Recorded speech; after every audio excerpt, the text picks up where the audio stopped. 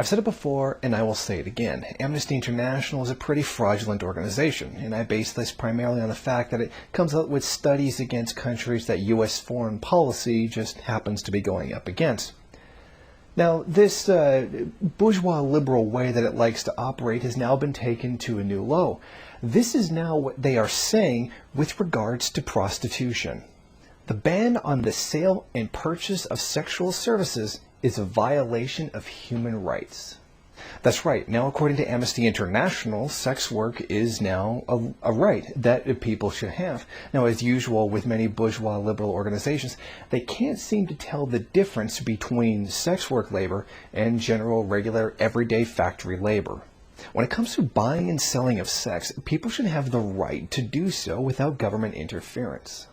Now, apparently treating your body as a commodity, or now treating human beings as a commodity, is now a right, according to Amnesty International.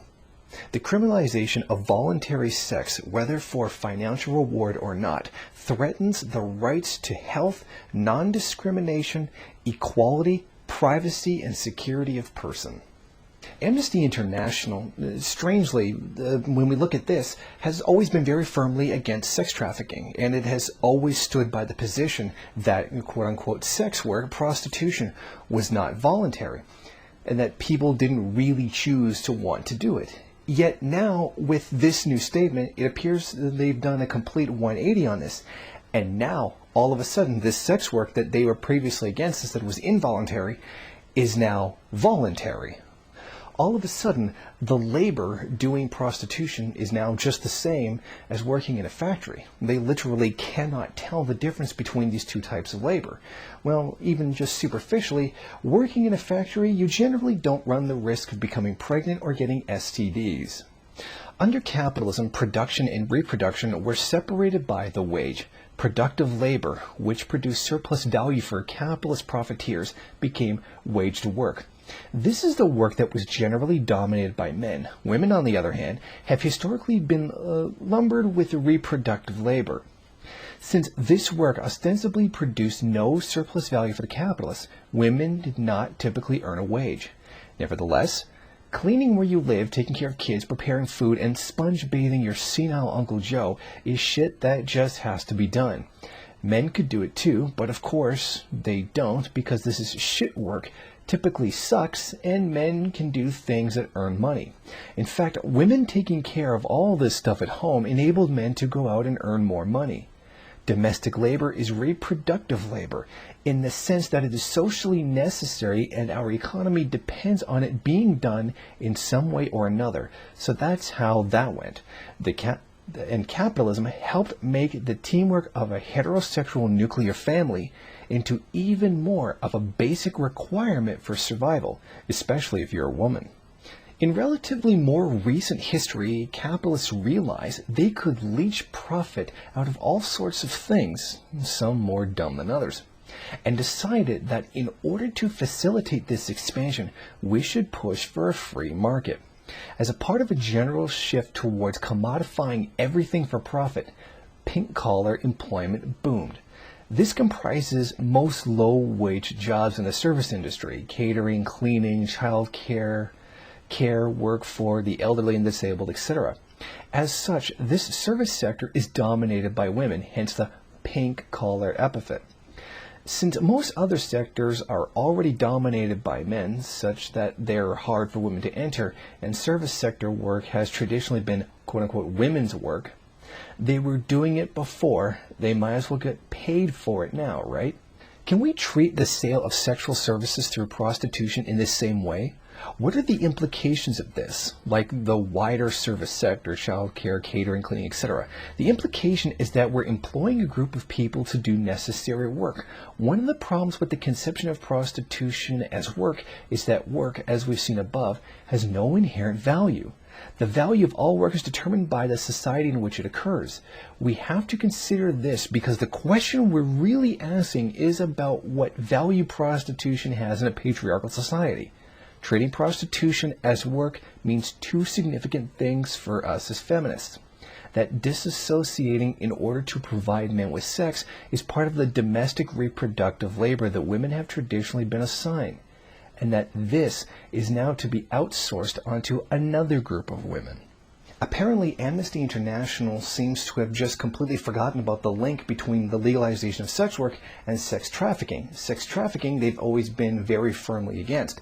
The so-called Swedish model that was proposed has demonstrated that it in no way, shape, or form actually stops sex trafficking. In fact, in many cases, actually made it worse. Well, basically, it's just capitalism. One capitalist is going to get women from the third world who will work for less money and raise the rate of profit for them and raise the rate of exploitation of the worker. Then they, outcompeting all their competitors, those competitors now have to do the same thing in order to survive. This is how there's a transfer of value between the third and the first world. Now, what ends up happening is that all of this is caused by just sheer regular capitalist market forces. Now, when prostitution was legalized in Germany, it was said that it would have a bunch of benefits, like making things better for the women that were actually working. Now, here's what they have learned since then from their own studies on legalizing prostitution in their country. More than half of the women have no permanent residence, but instead travel from place to place so they can earn more money by being new to a particular city. A high percentage of prostitutes don't go home after work, but rather remain at their place of work around the clock. The women usually live in the rooms where they work. Significantly more services are provided under riskier conditions and for less money than 10 years ago. Since Romania and Bulgaria joined the EU, this has led to a drop in prices. Notes that the prostitution business is characterized by a radical market economy rather than a social market economy. There was the naive belief that legalized prostitution would improve life for prostitutes, eliminate prostitution in areas where it remained illegal, and remove organized crime from the business. Like all fairy tales, this turned out to be sheer fantasy. Deregulation never improved anything. The report states that the objectives were only partially achieved and that deregulation had not brought about any measurable actual improvement in the social coverage of prostitutes. Neither working conditions nor the ability to exit the profession had improved. Finally, there was no solid proof to date that the law had reduced crime. It is important to note that when looking at the difference between quote-unquote sex work and general labor in manufacturing and situations like that, the main difference is that when you're engaged in production, you are selling your labor power.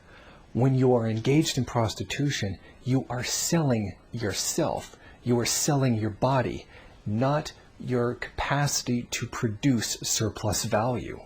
What we can see here is that Amnesty International, like a lot of these types of organizations, are not here for the protection of women. They are in the hands of liberal bourgeois ideas, meaning they perpetuate the system in which they're in, and that being commodity ownership and commodity production. These women have gone from being something to be protected to something to be sold. This is the bourgeois mentality. It is looking to sell something, not end something that it feels that it should be against. No self-respecting socialist organization would actually support the legalization of prostitution. Instead, what they should do is do what has worked in the past. Decriminalize the act of selling sex, but create harsher penalties for Johns, meaning go after the demand, not the supply. Without a demand, the supply would mean absolutely nothing. This is a very petty bourgeois way, a petty liberal bourgeois way of looking at things. It's a very bourgeois thing in general. If you can't get rid of it or are not willing to do what it takes to actually get rid of it, turn it into something you can make money on. I mean, this is capitalism after all. We are Marxists. We look for the legalization of human rights, not the legalization of bourgeois property rights. We are Marxists. We look for the legalization of human rights, not the legalization of bourgeois property rights. In this case, Amnesty International should be disgusted with itself. Capitalism is a system that is predicated on inequality. It needs inequality. The thought of equality under capitalism is absolutely abhorrent to it. So we must ask ourselves, how could we ever expect capitalism to end inequality between men and women when the system literally abhors the idea of anybody being equal to anybody else? Capitalism cannot solve this problem. The very mechanism, the very essence of capitalism itself runs in complete contradiction to women's rights in this case. But let us look to the experience of socialist states with regards to prostitution. The first example I would like to use is Cuba. When the revolution took place, one of the main priorities was to end prostitution because it's, frankly, the most horrible job somebody could actually be engaged with. Now, what Cuba didn't do was go out and attack prostitutes or attack prostitution. Now, what they did do was immediately offer job training to women to leave the profession. Now, when women were faced with the option, am I going to stay here and be a prostitute, probably under the barrel of the gun of organized crime and situations like that, or I can go learn a really useful skill, get a higher wage, and end up doing something really productive for society, something that I don't have to feel a social stigma around. Well, guess what?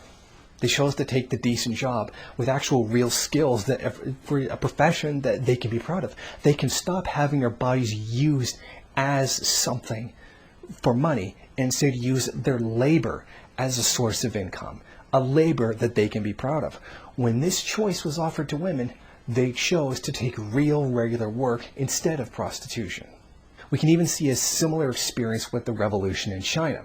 And in fact, the situation for women there was even much worse than it was in Cuba, because it was still mostly a feudal society, particularly in the countryside where most of the revolution took place and actually started. Things there for women were really, really bad. They weren't allowed to own property. They were legally the property of men. They had no right to their own children. All kinds of, terrible levels of inequality. Women literally did have to be married in order to survive. And if they weren't married by a certain age, they pretty much ended up as prostitutes until they were married. So what they did during the revolution was they created this really radical idea of letting women actually own property. So when the revolutionaries came in, they smashed the landlord, took his land and redistributed it among the peasants. They said to the women, hey, do you want to be a prostitute or do you want to own land and engage in the same economic activity that men were? Do you want this privileged position as well? Well, guess what? Prostitution was virtually wiped out at this time. Because when women were given a real choice and were no longer under that, patriarchal oppression, do you want to be a prostitute or do you want to own land and be a part of the regular productive economic life of the country? Guess what they chose? They chose to enter into production like everybody else. Our socialist experience tells us that capitalism can never solve this problem. The inequality between men and women cannot be solved in a system that is predicated on the continuation of inequality. That is what this system is about. That is what it does. That is what Amnesty International doesn't get, because they are, in the end, a tool of the capitalist class, like many so-called human rights organizations. And they need, if they're genuine in wanting to promote things better for women, to take a look at themselves and analyze that and see where they really stand on the scale of political economy. Thank you for watching. Please comment and rate the video. If you liked it, hit subscribe or check out some of these other great videos. If you wish, share it on social media. While you're at it, why don't you follow me on Twitter? And if you got time, go on over to the MRN bookstore and check out some of the latest books available.